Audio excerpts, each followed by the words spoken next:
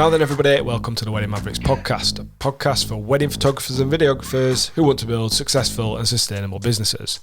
My name is Jules, and I'm joined by Lyndsey, and in this episode, we are going to be giving you 10 tips to save time in your business.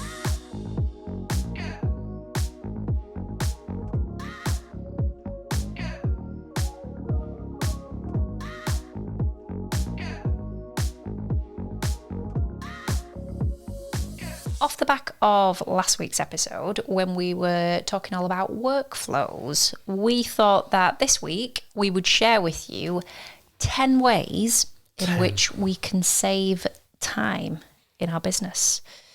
These are ways to create efficiencies, just like we talked about last week, that you can be setting up or putting in place during the quieter times in the year. So we thought this might flow quite nicely based on what we were talking about last week. Yeah, like actionable steps. Yeah. So we kind of split these 10 tips down into sort of different category areas. And the first thing that we're going to talk about are different types of software or apps that might be available in order to help you save time. So first one that we reference and talk about quite often are CRMs, customer relationship management tools or software. Lots and lots to choose from. I know that we kind of delved into the world of CRMs when we started in business coming up 6 years ago. And, you know, there were fewer back then, but they still did exist. Cut to today, and there are a plethora of them to choose from. So much so, and what's been nice to see is that actually there are more now.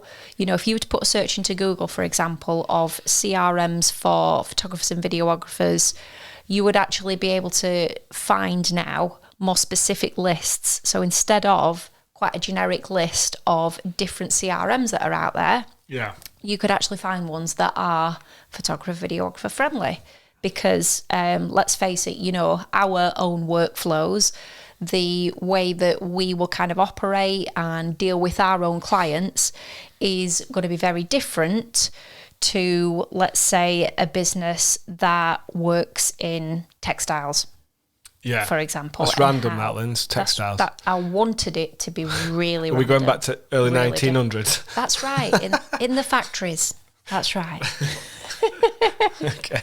Okay. So, we used one. So we did try, or trial rather, one called Tarve, which is still around, which has developed somewhat in the last sort of few years. But initially we found that to be quite a complex one to get our heads around. So really, since trialing that, we moved to Studio Ninja, and I know you will have heard us mention that many times. But that's the one that we sort of enjoy using. But other examples of ones, you might find HubSpot have their own, Sprout Studio, ShootQ, Iris. Again, ones that you will find. I've never heard of Iris. Where have you found that one? So, just Googled it. By doing what I've just referenced, actually. By Googling it to have a look at some of the most frequently used ones that are for the photography, videography profession. Right. I've not heard of that one before. It's interesting. So HubSpot you might find, because of their sort of social media tools and guidance on blogs, etc., things like that for online use, you might find to be a little bit more of a generic one. But then the Sprout Studio, That's definitely photo-based, yeah. Yeah. ShootQ, and then Iris, quite an aptly named one, isn't it? But you know, those are decent ones to try as well. I will say that we personally haven't tried those, but in the research that I did, there was certainly a frequency in which I saw those as the most often mentioned ones. If you are going to look for a CRM, ideally you want to be looking for one that includes things such as the ability to create your own workflows. Okay, it's your business, you will run it, you will operate, and you will deal with your clients in your own individual way. So having the ability to be able to create a workflow that is specific to you and not something that's generic that isn't going to fit properly for your business, I think is really important. Other things like managing your new leads and then tracking the journey of that through from lead until the conclusion of that job, if you like, or that experience with that particular client. I think that's really important. You need to have sort of individual and secure client portals or client areas, so that with every client that you deal with, they have the peace of mind and confidence of knowing that any documentation that's exchanged between the two of you involved in this process, and of course any payments that they're going to send your way, they need to know, and you also need to know that that's going to be handled in the correct, secure way. A scheduler function or a calendar function, so that appointments can be booked at their convenience with you, and then of course something that's going to let you invoice and manage your payments as well. Yeah. So those really are probably the most important things to consider when you are thinking of a CRM. So that's number one on our list. Yeah, and Studio Ninja pretty much does all of that. The scheduler bit hasn't had that, and that will bring us on to the second point that we're going to be talking about, that you can do to save time in your business. But the great thing about Studio Ninja is they are in the process of developing that. It will be, they're just in testing now, so it's going to be in the next few weeks or months that will be a feature within it. And then the next thing that we're going to talk about is something that we won't have to do separately anymore. Yeah, absolutely. So number 2 is an appointment scheduler. So we currently use, because Studio Ninja doesn't yet have that capability, we've looked to Calendly to be able to share that function with any potential leads, future clients that want to book that initial appointment with us. But also we use it at a point where, as far as weddings are concerned, we give a link for our Calendly to people to be able to book the call that they will have for us in the lead up to their wedding or their particular event. Yeah, so it's not just the function of like, if you want to talk to us about your inquiry, you can use it. We include it for that, but we also include it later on. So it's basically for pretty much any client communication, we use it. Yeah. The link, so that we don't have to mess around going backwards and forwards with time. That's the thing, you see, Yeah. Are you free next Tuesday at 3 p.m? Yeah. When you've been doing this a while, you realise just how much time you could waste going back and forward with people about suitable dates, times for a call or meeting. Yeah. Obviously, something like this just says, this is when I'm available, and you pick what you want. Yeah. And Yeah. So again, Calendly, that's the one that we've mentioned. As Jules mentioned, we will soon migrate towards using the one that's available within our CRM. But again, other ones that we've had a little look at in our research and that you might want to consider, one called Boho Bookings. You've got one called Setmore as well. If you have a hotspot, I just nearly said. Account. If you have a hotspot account, if you have a HubSpot subscription, there is inbuilt appointment scheduling available with that, for which you could have access to.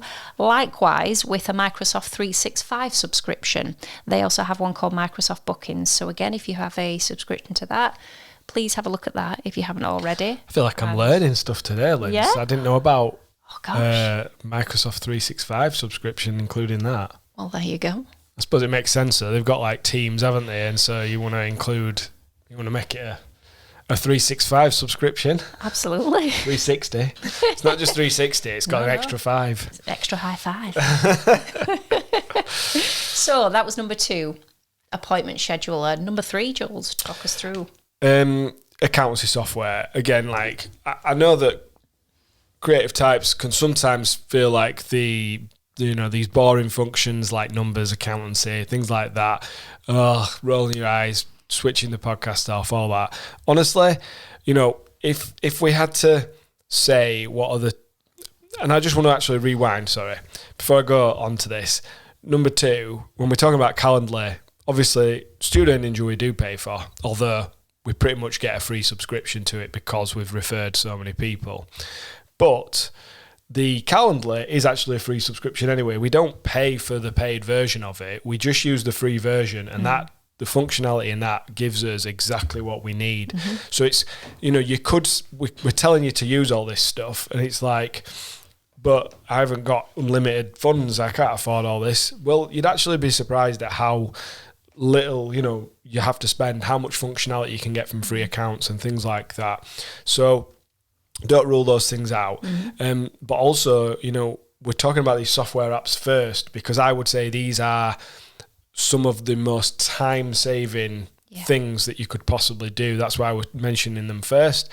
And in terms of return on investment for how much you spend on them or how much you put into setting them up, they give you back the most time. And that's why accountancy software at number 3 is important, because if you have an account, now we have an accountant, and with our accountant, we pay for a subscription to the accountancy software, QuickBooks. That's because that's what the accountant uses. And this means that the accountant can log in and see our accounts lifetime as we keep them up to date. And I did quote marks there because we don't always do that. But we should and we could. We could be on it every month, keeping it up to date, so that, the accountant can look at it without us actually having to go there, do anything, send him anything. And then, when you're kind of keeping all your receipts within your accountancy software, when you're linking it up to your bank so that your transactions are automatically going through, it's a huge time saver. Because if you imagine going back, or maybe this is what you do now, but if you imagine trying to update different spreadsheets, if you imagine trying to, get your bank statements all to match what's on your spreadsheets, but you've also got to look at the stuff that's coming in from your CRM. So you can link all these things up so that everything is just getting copied across, all the information's there. And then obviously when the accountant wants to do his thing, he's not going, I need you to bring me a massive folder of stuff. It's literally like he logs onto QuickBooks, does some simple stuff, makes the accountant's life easier, makes your life easier, makes you more in control of the information in there. And, if you actually added up the amount of time that you might spend on your bookkeeping or sorting your accounts out at the end of the year, you're saving, definitely hours, potentially days on this stuff.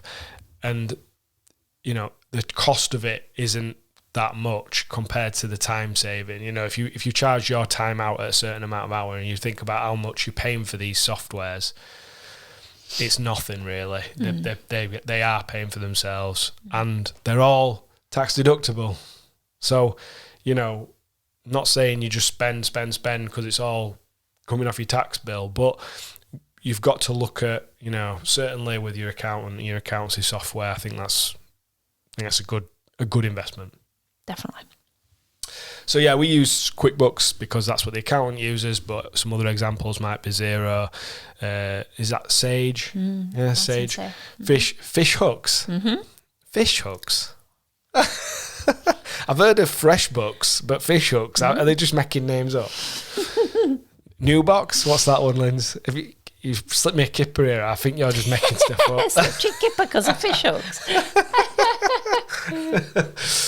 She's just made some names up so that I read them out, hasn't she? Yeah, so that's that. That's your accountancy software. Number 4, sticking with the software theme, automation or AI software. Now, this is super broad, let's be honest. AI software is a huge kind of thing now that we're hearing about all the time. The chat GPT things and some of the other softwares that are like revolutionizing how we write and how we search and all this sort of stuff. But the reason we're keeping it really wide is because it's such early days, and we've put it down as one of the things that can save you time, but we're only just exploring it, aren't we, Linz? Yes. For us, it's like, it's new stuff and it's rapidly changing and emerging, and we can see where it potentially, I think we can all see where it could be going, and I don't think it's worth resisting. but we can't really talk about it in massive detail because we've only scratched the surface with it. And we know that this quieter time that we've got right now, before like a busy wedding season, it's the perfect time to be exploring this stuff, seeing how you might use it and implementing it in your business. And the reason why we're not just talking about AI but automation software as well is because one of the biggest things that we struggle with is keeping up with like social media posting and kind of marketing tasks, routine marketing tasks like that. So that's one of the areas that we definitely need to. We've tried different things over the years, but we really need to, like, at this point, I think we need to nail down some kind of automation process, or at least some kind of process that works properly for doing like social media posting, and certainly like doing something like a blog post, writing captions and text. This stuff is so important, so critical to marketing, especially now. And so if there are things that are being developed and things that are being refined to help us with that, and some people will be using them. So if we're not using them, if you're not using them, you might be giving yourself a little bit of a disadvantage compared to, other people, your competitors or whatever. So, automation, AI software, huge time-saving potential. And that's number 4. Cool. And then for number 5, we kind of cross over into administration and editing for you. So think about setting deadlines and having schedules for different aspects of running your business. I think if we think of it from the perspective of, some of you will have come from being employed, being in a workplace, having a boss or a supervisor, or being in an environment where tasks that you complete they may be self-generated, but they may also be allocated tasks that come with a turnaround time and an expected time of completion. Others of you may not have. You may have always been self-employed, but just understanding that there's a distinct difference, an obvious difference between operating in an environment where the tasks may be delegated to you or handed to you. So in that instance, you are clear about what's needed, what's required, when those things are due, what resources you might need to tap into in order to be able to complete them. Straightforward. However, when you are self-employed, when you are running your own business, you're the person that needs to decipher, set, manage, and complete those tasks all in one. There is nobody else that is delegating to you. You have responsibility for all of that. And God, mate, that sounded doom and gloom, didn't I?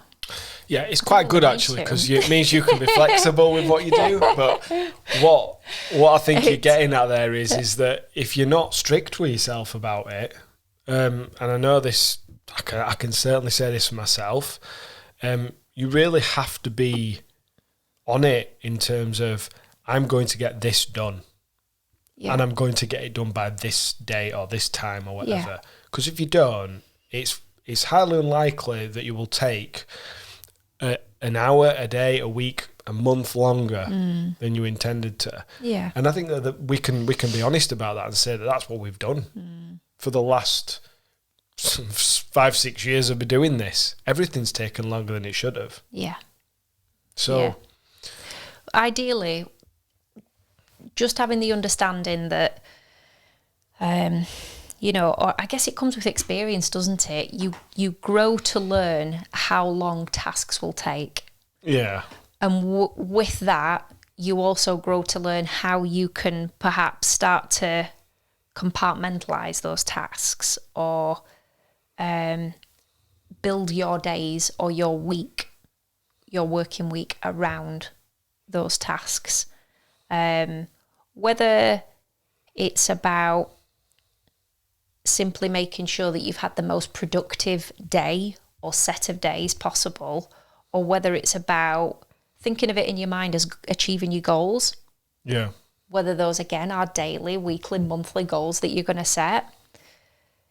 It's all well and good. And, you know, as Jules has just said, we're all guilty of this. It's all well and good setting the goals in the first place, setting your stall out on a daily, weekly basis to be able to achieve certain things. But if you're not clear about how long those things are going to take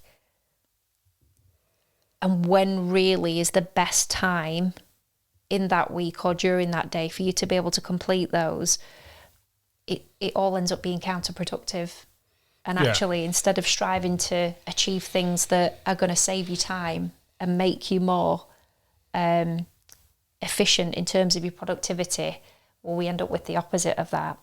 Yeah. I mean, to kind of put it in a very practical example, and I, you know, when we were talking about these topics, I said this, but I know I could edit a set of photos, you know, maybe a day or two, or a film in, you know, 2 or 3 days if I had to.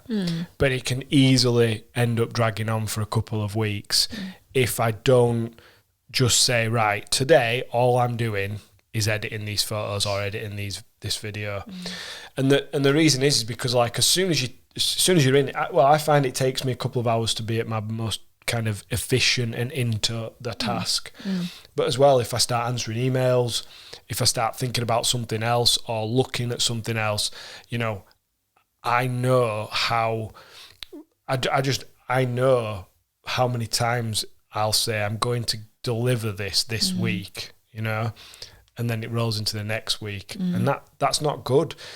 I can't keep on a schedule of work, and a lot of this will depend on especially in the busier times of the year, a lot of this working out will depend on you sticking to some kind of schedule or deadline. So it might be that the best way you can do this is to actually block days out in your calendar. If you feel like you need that, something to hold you to account, maybe you actually schedule your calendar so that, you know, Monday, Tuesday, you know, maybe the first hour of every day or first half an hour of every day is admin tasks, like answering inquiries, emails, anything like that. And then you just, you know, you do it in that time, and you do not do it at any other point of the day. If an inquiry comes in, you know, unless, you know, you might scan read it, but unless you need to answer it quickly for a good reason, you just leave it. You leave it alone and you answer it in the morning.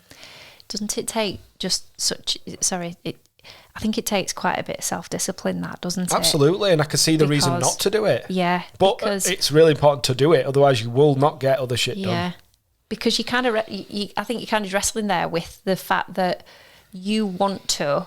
If that's a new inquiry that's come through to you, you want that person to think that you've responded as soon as possible because you've thought, oh, you know, amazing. You that sounds exciting, and you want them to kind of feel special in a way. So you want to make sure that your response is prompt to them, it's professional, and all the more reason for them to consider investing in you. But then again as well, what if, and let's say you're running a social ad, or let's just say you've posted on social media, it's the weekend, it's Saturday, Sunday evening, you get this influx of direct messages or inquiries that are going to come through. What do you do with your time at that? You know, you see the notifications, so you can't help but look. But unless you're really disciplined and you think, right, no, I've said Monday morning between 9 and 11, that's admin time for me. Yeah. What if, you know, you think, no, it's the weekend, I'm spending time with my family, or I already have plans, or I'm out socialising. What am I going to do? Am I going to respond to it then, or am I going to be disciplined and I'm going to wait until the admin time? I think that's really difficult to... Yeah, and I think because you've mentioned social media as well, that's a really good example of, you know, comments on social media. So if you post something on social media, you know, you might end up with like some comments and stuff on there that you might want to respond to, but you've got to figure out a way to be disciplined with that. Be, you know, compartmentalizing your social media time. You just go on for 15 minutes, half an hour at a certain point in the day. Yeah. You might do it every day, but that's your point to think. And I can understand the downsides of that, because that's not necessarily going to help with engagement and growth and things like that. Yeah. But at the same time, if you are constantly distracted by emails, if you're constantly distracted by, text messages, WhatsApps, Instagram messages, Facebook messages, I know how many times I'll just scroll on and look through Facebook because I'm looking to see if people posted stuff on groups or whatever, and it's almost like I'm distracting myself from my own tasks, and I'm just like, why am I doing this? I need to focus on editing, and obviously this is a totally separate topic about procrastination and distract, how your brain can't focus on certain things and you end up like doing things because you're bored. But the thing is, if I just sit down and say, right, Tuesday, Wednesday, I'm going to edit this wedding, and then I'm delivering it.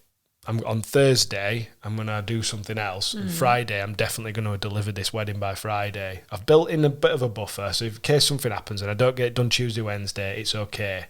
I've got Thursday, or I've got Friday morning, whatever. But I'm delivering it Friday, and I'm getting it done by Wednesday evening. Yeah? I'll get it done. And so if I have to, I don't necessarily put it in the calendar, but if you feel like you need something to hold you account, put it in the calendar, block those 2 days out as your editing days. And then I know that that's how I'm going to have to work this year. Like, tried all sorts over the years. But I know this year I want to do it like that. I want to try and keep up with the edits.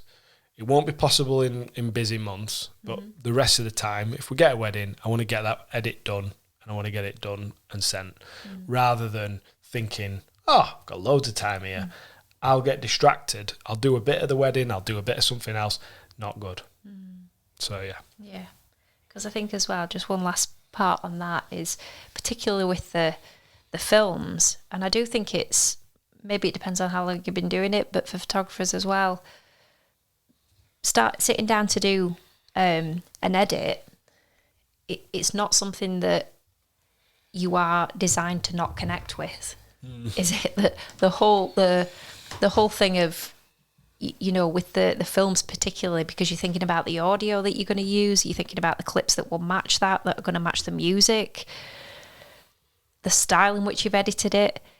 You don't just sit down and that's it, and in a robot-like way, that just happens. That magic just happens. Well, unless you're very templated in the way that you edit your wedding films, you basically need to spend some time with that material to be able to figure out how you're going to put it together. Yeah.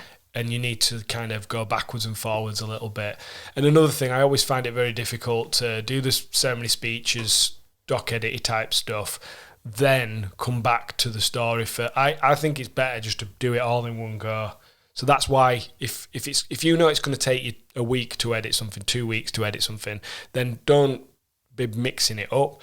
Hopefully, by focusing on it, you can actually get it down to a much smaller amount of time. And then, you can keep up with the edits, like do a wedding, and hopefully you don't end up with a backlog because you're kind of trying to do them as you go along.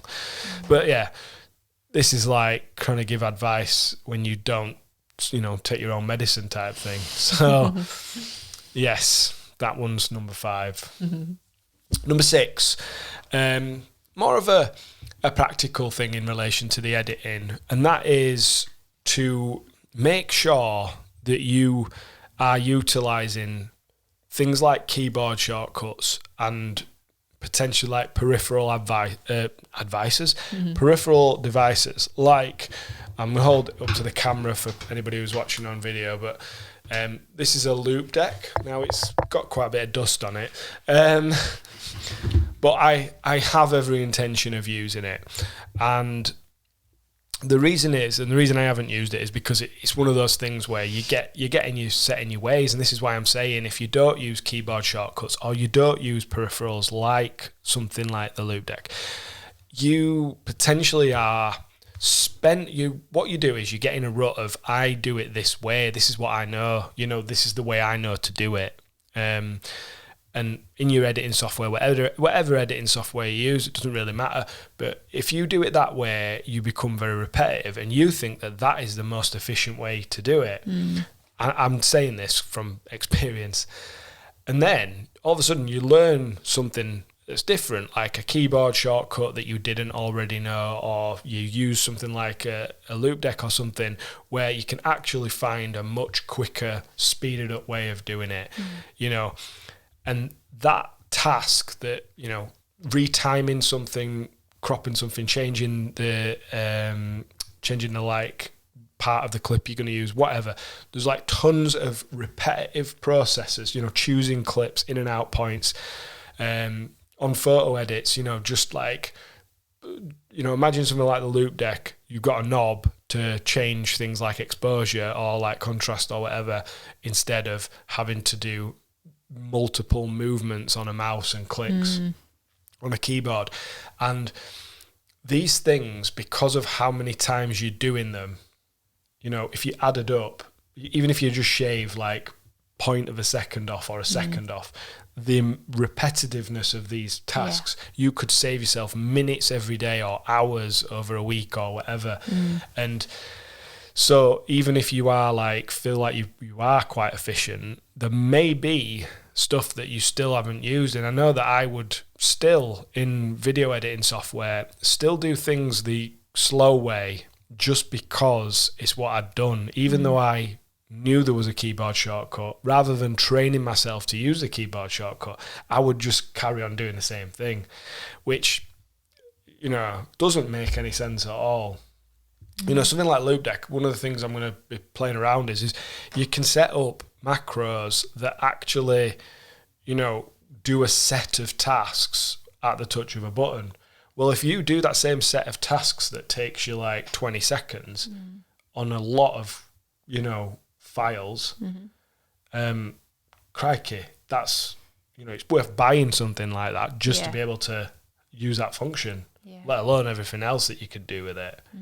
Now, I'm not saying it's straightforward, but the great thing is most of the time, if you're not, you know, if you don't necessarily know the shortcuts for stuff on your keyboard or whatever, you can usually set them up to whatever you want.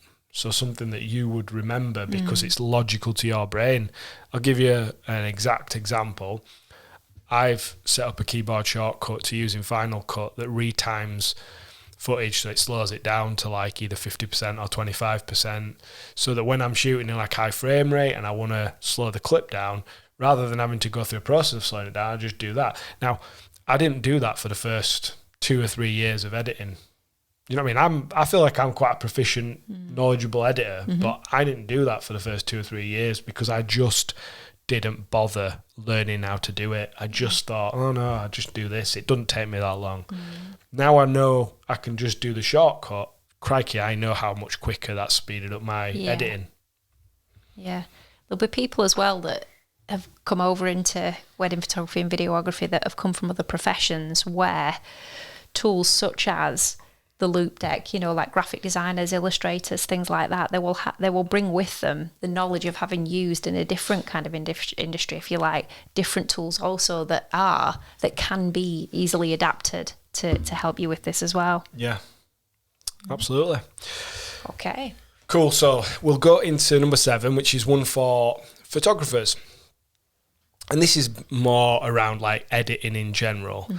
But it's basically just making sure that you are using everything that you can to speed up that workflow.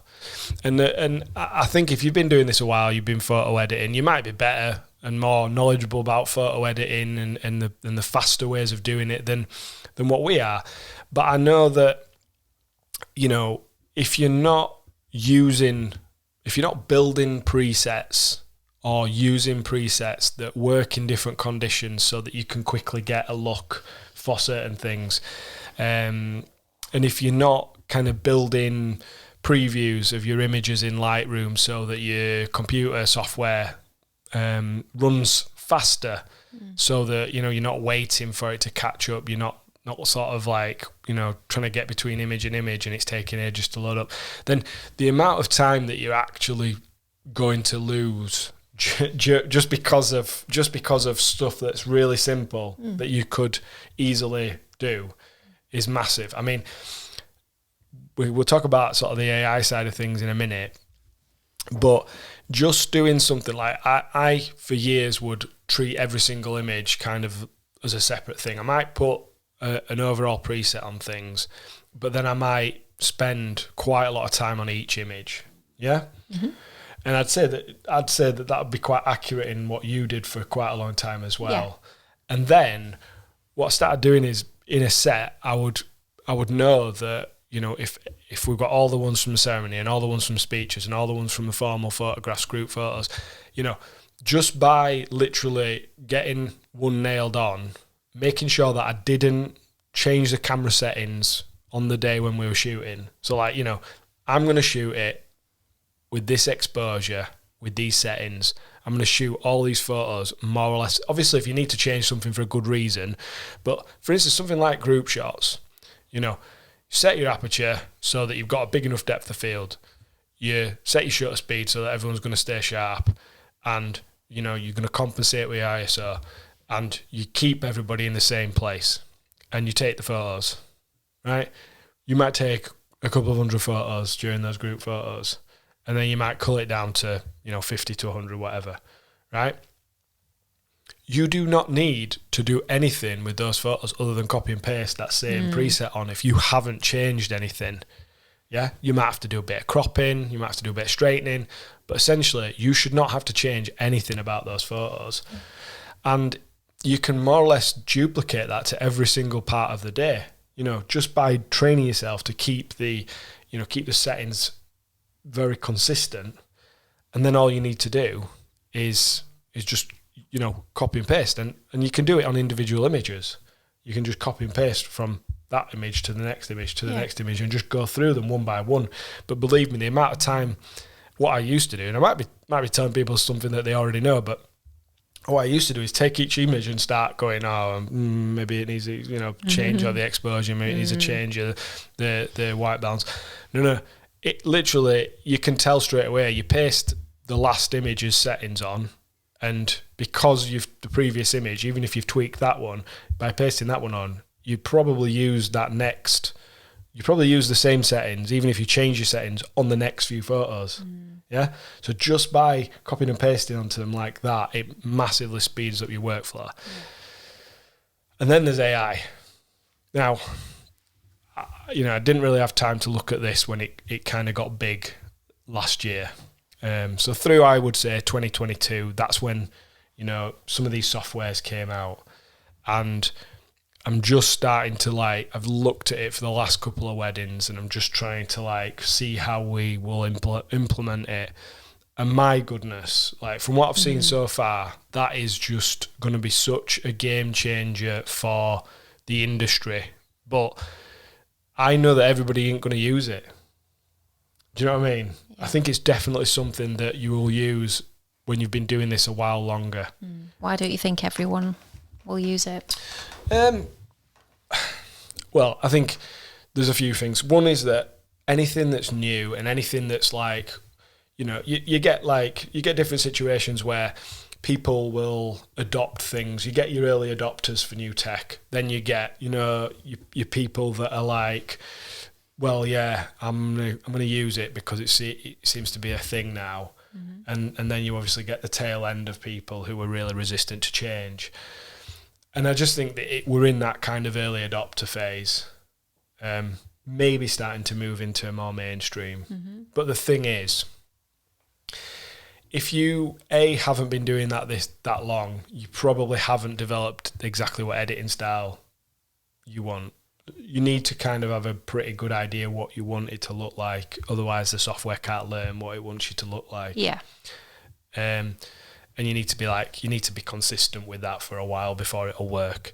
And then the other thing is, you know, for people who've been doing it a while, they're looking for efficiency. They're looking for ways to get the time back. Whereas I think when you're new, you're looking for experimentation, and you're looking for, I actually enjoy doing this task that some people will find is quite dry and boring and not really the bit that they look forward to.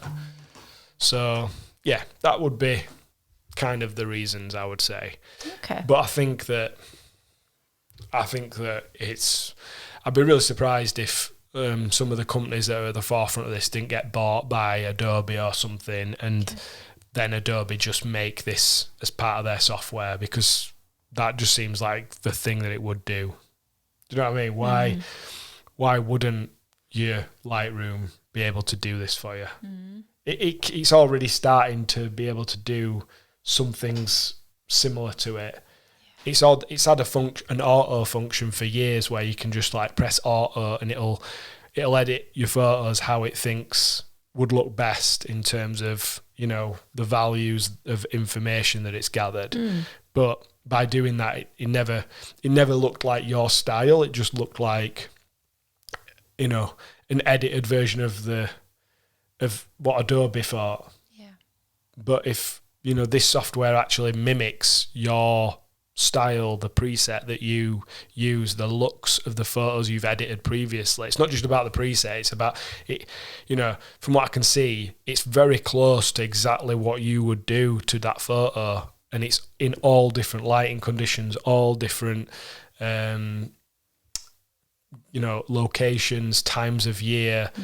It's almost like it knows you because it's looked at all your other photos. And I think that's super clever. It's mind-blowing, isn't it? Yeah. So, number 8, I'll give you a chance to have a drink there, Jules. So that was number 7. Number 8 then, now specifically for videographers, music choices. Yeah. So, whatever platform you might use in order to choose your music, we hope that you are in some way personalising that in so much as making it work for you to kind of the maximum. So we would expect to see, or you should be aiming to create playlists for yourself. Do invest time into listening to different genres of music and making some lists that are going to be easy for you to choose from in the future. Have different songs, certain songs that you will use for certain things. For example, if you create doc edits, longer documentary edits, or longer form films, which will be a bit more of a raw look at the day, you know, start of the day to the finish, you'll include your full ceremony speeches, that sort of thing in there. Don't kind of necessarily overthink the music for that particular film, because that's not one, as we know, that's getting released to the general public. So quite an easy thing to think about when you're doing your doc edits. You know, that's quite a safe place to be reusing some of the same songs. So it's, again, there's been a couple of different ways in which, or different platforms that we've used for music over the years. At the minute, not at the minute, for how long would you say you've been using MusicBed for now? Well, I've used others alongside it, but I pretty much just use MusicBed. I mean, I am looking at a couple of others just to supplement it from time to time, but I pretty much have just used MusicBed for the last couple of years. It's expensive, but it's definitely, from trying all the different ones out, is the best in terms of the sort of music we want to use. Now, I know a lot of people who make wedding films will choose very much this probably sounds a bit bad, but what I would call basic instrumentally type music, you know, doesn't really have a lot of feeling, emotion, doesn't necessarily have a lot of variety in it, you know. It all sounds very similar. Probably because like some platforms, the cheaper platforms, have probably not got the range of artists or composers on there. So, you know, it's easier to change things, but pretty much write the same song. And those songs will work if you like to use, you know, like a very soft piano music or violin strings in your wedding films, and it's all instrumental.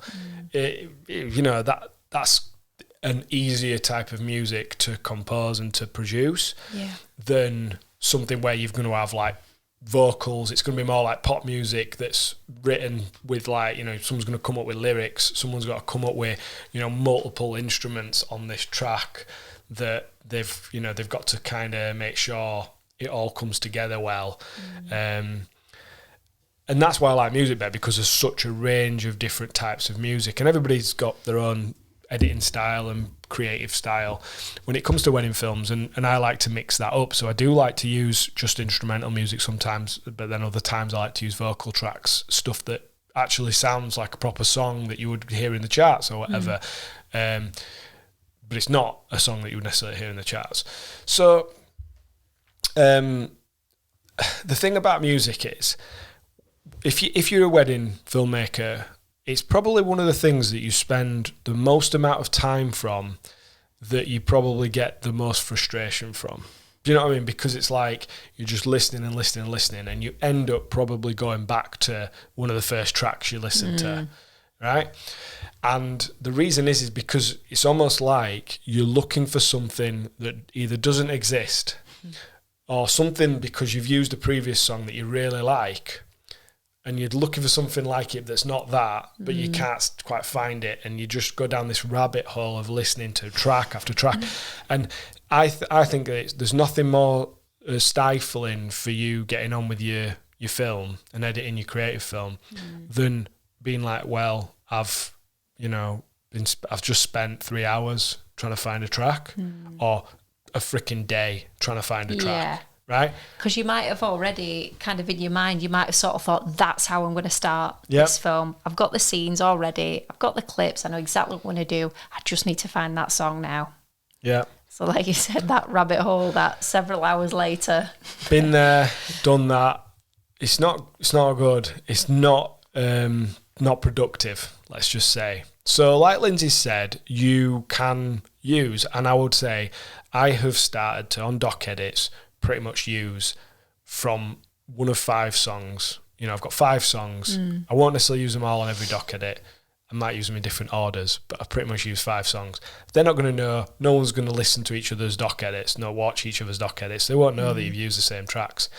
Now, you can even carry that over to some extent to creative films. So I would say that if you think this is a banger, this is a portfolio piece, this is going on my website, it's going on social media as it is, I'm not going to kind of cannibalize it and put some different music over it on a reel or something like that. This is like, this is going to be used as it is for my promotional purposes. You probably want to find a unique song. But if you've shot 20, 30 plus weddings in a year, and you know that most of them are not going to be portfolio pieces, or you're going to maybe use a bit of a clip of it, but you're not necessarily going to post the full film to social media, there's absolutely no reason not to reuse the music, because the couples will not know that you've used that song or those songs on their film as well as somebody else's. So, and nobody else is going to know either, because you're not going to show them to anybody else. So absolutely reuse music, and don't be precious about it. In fact, it's the most easy thing to do, because if you know a song, it's so easy to edit to it, because you already know where the kind of crescendos are. You know how how it's going to kind of rise and fall. So you can kind of almost set your timings right from the start. And I'm probably going way too deep at this point into editing using music. That's kind of a massive topic, but just find it using music. And then the other thing you mentioned, Linz, was about playlists, and this is the time of year to be sorting that out, right? If you've got time, you're not as busy, while you're doing other things, instead of not having something on in the background, just go onto the site that you use for your music and just play through the new songs or any playlist that's on there, and then start picking out things that you recognize and make your own playlists. Call them something like, for example, vocal bangers might be something I might use, or instrumental ambient, and then just put them in those playlists, and then go back to those playlists once you've listened through lots and lots and lots of songs, and then pick out and favorite the ones that you think they are really in line with that type of film that I'll make. And then, instead of going through music when you're trying to do your edit, you're just going to go straight to that list, and you're going to have 10 to 20 tracks to pick from. That's going to be a much quicker process than just listening to random tracks that nothing like each other. You know, if you know this film needs something soft or this film needs something dramatic, I go to my dramatic playlist, I go to my soft playlist, boom, I'm listening to the 10 or 20 tracks that are on there, and, you know, I pick something. And as well, the other thing is, if I don't find something that I'm going to pick on there, I am going way too deep into this now, but if I don't find something I'm going to pick on there, I'm going to look at an artist from one of those tracks, click on them, and then listen to the rest of the songs by that artist, because I'm going to find something that's going to work. That is much quicker than just randomly listen to all sorts of music. So yeah, there you go, number 8. That's for you filmmakers out there. Couple of ones to end. These will be quite quick, and this is just more around practicalities of shooting. So it's for both photographers and filmmakers. And the first one, number 9, is it's going to be about charging batteries. Now, don't know if you've ever counted how many batteries altogether that you use, all the different devices that you've got that take batteries of different kinds.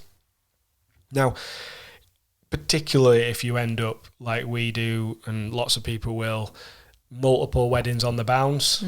So maybe like one on the Friday, one on the Saturday, sometimes you're on the road. Getting some kind of charging solution is invaluable. Yeah. Right? It's not just about having one charger. I mean, we have, and I need to rearrange it at the moment because like everything else, and you can see around me if you're watching on YouTube, everything's a bit of a mess at the moment. Not quite there with the organisation yet. But having a way of charging your batteries, having a way of like arranging, storing all your chargers is massive, because, you know, what we do, come over for a wedding, just take every battery out of his bag. We keep the used batteries in a particular place. We put them all on the desk. We take them out of the cameras, take them out of the audio recorders, the lights, everything, put them all there, and then we have boxes with all these different chargers in. We don't just have like one battery charger, you know, we've got like 10 battery chargers for the cameras. We've got, you know, a boatload of battery chargers for flashes and lights, and we just slam all the batteries in and it charges them all together. And yes, you might have to do one cycle of changes because you can't get every single battery in on the first go, but that is just such a massive time saver, I think. Yeah. And especially if you're on the road trying to do this. Yeah. You don't want to be trying to having a portable version of it. Yeah, absolutely. So, I would say as well, it's probably worth just thinking about sort of recognising the need for quantity of batteries per discipline. So by that, I would say that photographers will use the fewest amount of batteries through the day. Then videographers, few more than that. What if you're doing hybrid? What if you're doing both? You got a lot of batteries. Guarantee, as a pair doing film and photo on a day, we burn through some batteries, don't we? Yeah. How many on average would you say on a full day? Film and photo, how many batteries for the most of the time we'll use nearly all of the camera batteries we've got, which is I think 13 or 14. Well, I think we've got maybe more than that. We've got 15, 16, but we've got a couple of like snidey batteries that we don't really use. Then there's like all the flash stuff. So all the flashes have got batteries. And then there's the constant LED lights. If we use those, they don't always need charging as much because they're bigger batteries that hold a lot of charge. But again, we need to charge those sometimes. Then there's all the audio recorders. And so they might take like AAAs or AA's. So we need to have chargers for those. And then there's like the, you know, like little Sony TX650s that we use those. They have an internal battery. You need to be able to plug those in. And that leads really nicely, Lyndsey, into number 10, which is your file download system. So if I start with something like the Sony TX650s that have got an internal battery, these are little audio recorders for anybody that doesn't know. And essentially you plug those in and they charge via USB, but they also download via USB. So I kind of have a little process when I download those, is that I've got a USB adapter thing that has multiple USBs coming off it. So you plug it into your laptop, you can plug, 3, 4, 5, 6 Sony TX650s in at any one time. So literally you can plug all of them in together and download all the files together in one go. but you're also charging the batteries. And on those devices, they only need to be plugged in usually, even if they're like quite empty. They only need to be plugged in for half an hour, and they're completely fully charged. Yeah. Usually, if you've just used them for one wedding between charges, you're plugging them in for 5-10 minutes and it charges them up. So literally the amount of time that it spends you to download them is the amount of time for charging. Yeah. And that's the same with the SD card. So every time we come back, we take all those batteries out. We also will take the SD cards out. We'll have a way of making sure we put the SD cards in a particular way so that they're on the desk or, they're stored somewhere. And then we take them out one by one and we either put them into the laptop, or I have a set of SD card readers that again all works off a USB dongle, so I can plug all of them in together and download them all at the same time.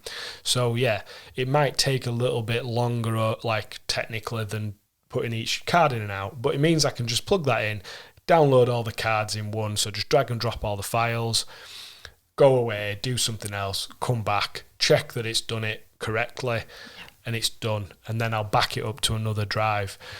I always use the same file structure, the same folders on the thing for each project. So each project, everything goes into its own separate folder. Each card goes into its own separate folder. Don't matter whether I'm doing a wedding or something else, it's always the same. And that way it's just saving time. I'm not thinking about how am I going to sort this out? How am I going to download these files? Where am I going to download them to? It's always the same. Yeah. No matter what, day or night, I do it. Yeah. And I keep all this stuff, especially if we're on the road, I keep all this stuff in boxes that I literally just bring the whole box. It's got all the cables and all the card readers and everything in it. They've got the batteries and everything in there, the battery chargers and everything in there. So it comes with its own extension cable. You just plug it into the wall, charge, and everything's good to go. Yeah.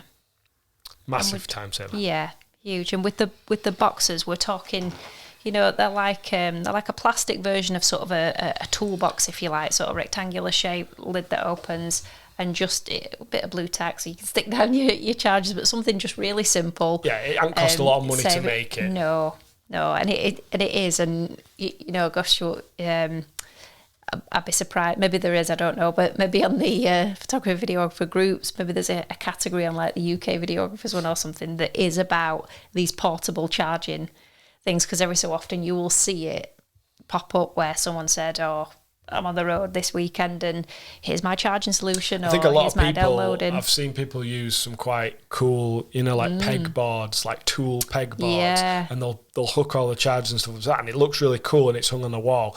But I always think, well, you can't take that off the wall and take it with you. It won't transport very well, and that's why I've resisted doing something like that, because I always just thought, well, it's great, but I can't bring the wall with me, and I can't be unscrewing it from the wall every time. So checking into the hotel overnight with a massive pegboard wall with you. So So that's it. That's our 10 tips on how to save time on the back of what we discussed through workflows last week. Before we leave you today, we have one bonus tip that we kind of thought of as we were writing our 10 tips for you today. And it's about your learning. It's around your sort of learning. We've talked about in previous episodes how this is kind of the time of year, or when it is your quieter spell and you have the opportunity to be able to look at the background of your business, if you like, or to think about investing in yourself. And we know the importance of investing in continuously kind of learning and experiencing new things with your photography and videography, and also looking at kind of things that I suppose will take quite a focused and concentrated amount of time. So like attending a workshop, for instance, like going on a course, like virtually doing a course, something like that. But there are other ways. So a time-saving way of learning is to do it in a passive way. Yeah. And that could be listening to podcasts, that could be watching tutorials online, it could be, and you could do these things when you're in the car doing the, I had one on doing the school run this morning. It could be when you're doing chores around the house. You said that you like to listen to them sometimes when you are editing. Yeah. Maybe there's a podcast, I don't know, like this one that you might want to listen to on a more frequent basis. You might even want to tell your friends and other professionals about it. Perhaps sharing what sorts of podcasts, vlogs, things like that we listen to and the things that we kind of passively digest. Maybe that's something that we could talk about and share with people in the future. Yeah, I think people sometimes don't realise, they might listen to a podcast just for like a bit of some noise in the background, or they might watch a YouTube video for a bit of entertainment, but maybe you don't realise just how much information you're actually getting from that thing while you're doing some other activity. And I think that's what's so valuable about the way that things have changed and what we've got now compared to what we had 5 or 10 years ago. It just allows everybody to really access stuff that wasn't there. And if you do have like anything that you we've got some plans for topics and stuff coming up, but if you've got anything that you would like us to cover in terms of for your own like learning or for your own understanding of any topics to do with photography or filmmaking, wedding photography or filmmaking or business stuff, please let us know, because we'd love to kind of hear from you, and then we can tailor things to what people want to hear. Yeah. Cool. And that's it. Bonus time over. That's it for this week. We do hope that listening to some of the tips that we've shared there is something that has been helpful for you, and might even inspire you to start thinking about things that you could start to incorporate, start to learn about, that are going to help you save time in your business and help make your workflows that bit more efficient. We'd love to hear from you. So if you want to get in touch with us, please do so and reach out to us on Instagram at Wedding Mavericks. Please don't forget also to rate and review us if you could. We'd really appreciate that. You can subscribe to our channel on YouTube also. And yeah, we want to thank you for being here again this week, and we really appreciate hearing from you. So we'll bid you goodbye. Bid you goodbye. Bid you goodbye for this Lindsay's week. just, I don't know where these come from. Lindsay's just gone like old school English on you. Yeah. Bid you farewell. Bid you adieu. Okay. We'll see you next week. Bye.